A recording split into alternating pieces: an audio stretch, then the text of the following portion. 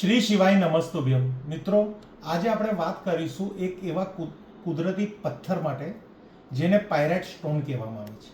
આ સ્ટોન તમને ઘણી જગ્યાએ નેટ ઉપર આના ઘણા પ્રચાર વિડીયો તમે જોયા હશે. આ જે સ્ટોન છે એ તમારે ઉત્તર દિશામાં રાખવાનું છે. એટલે તમારી ફેક્ટરી હોય, ઘર હોય, તમારી ઓફિસ હોય કે દુકાન હોય, એના ઉત્તર દિશામાં પાયરેટ સ્ટોનનો ટુકડો તમે ત્યાં રાખી શકો છો. સાઇઝનું મહત્વ નથી, આટલી સાઇઝ હશે તો બહુ સરસ એનું પરિણામ મળશે. ઉત્તર દિશા એટલે ધન આવવાના રસ્તા ખોલનારી દિશા.